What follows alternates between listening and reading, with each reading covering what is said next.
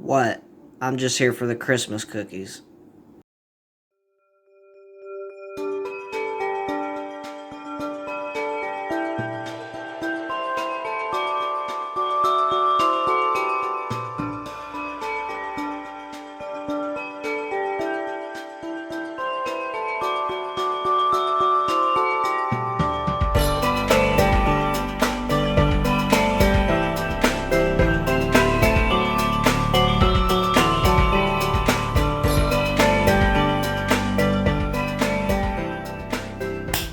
What is up, folks? Welcome back to Ever So Slight. Jorge Anito here.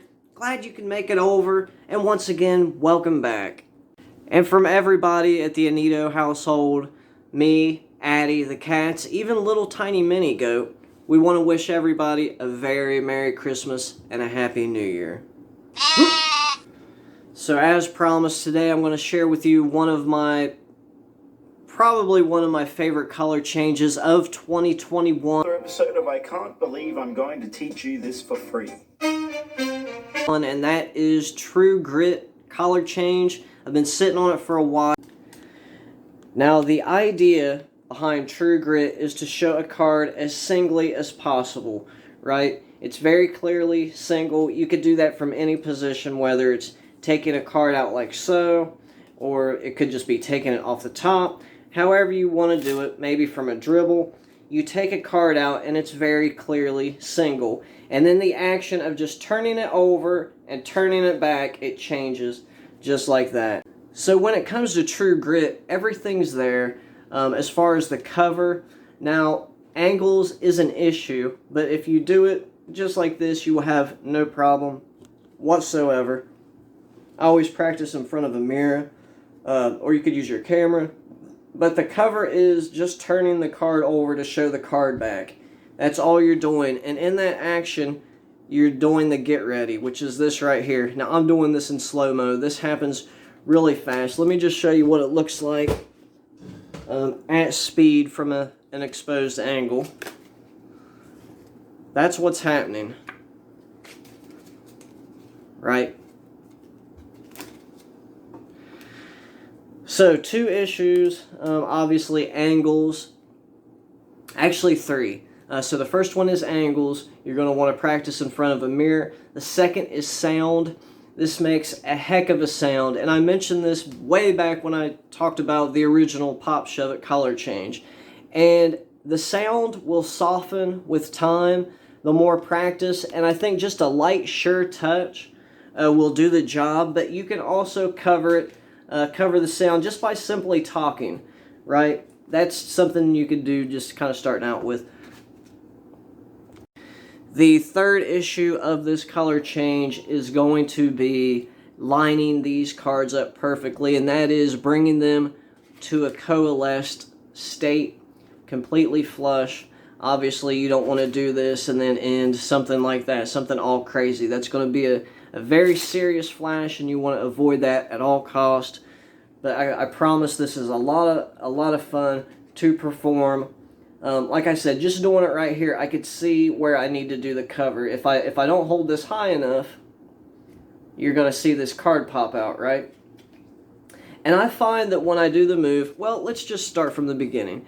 So you take a card however you want to, and you show it just like this. Now, I like to hold the card from the center, right? Now, the cool thing about this is when the color change ends, you're still in the same position that you started. Nothing funny happens with this hand, right? It starts this way, and it ends this way with the changed card, which is kind of cool, I think. So you get your card up like this, and just in the action of showing it, and it's almost like I'm doing kind of like a necktie. The idea is just to show the card face, back. Once it comes back here, it's changed, right? So you'll show it. I like to give it a little bow. Show the back. Once you're in this position, that's when you want to do the pop shove it move. But you don't want it to land on the deck. You're going to want to put it on top of this card, obviously. So I'm here. I pull the deck up, or the card up, and just all it is just about practicing. these two, all these movements marry, they meet in one action. So doing this from a stood position, just practicing in front of a mirror is going to go a long way. You'll see what I'm talking about the whole cover. The sound, man, you got to really work on that. And like I said, that'll come with time, and it's just a light, sure touch. I'm almost gripping the whole deck with pinky and forefinger, so I can get this up, and then I just kind of relax my fingers, allowing the packet to drop, and this card just kind of lays down, right? But that's also easier said than done, right? So just a light, sure touch. The more practice is going to minimize that sound. And the coalescing, that's just as simple as, once you're coming down here, remember I'm holding the card in the middle, but my ring finger is kind of keeping it in place there. But really what it's doing is it's there to act as almost like a rail to help those cards coalesce. And then my thumb over here, that's a point of contact that is helping the coalescing action as well. And that's it, guys. That's all there is to it. Leave a comment below. Let me know what you think. Let me know if you think this is something that you would consider trying, practicing. Wow, I can't talk today. Too much eggnog. I'm just kidding. I don't drink eggnog. Or drink, period, for that matter.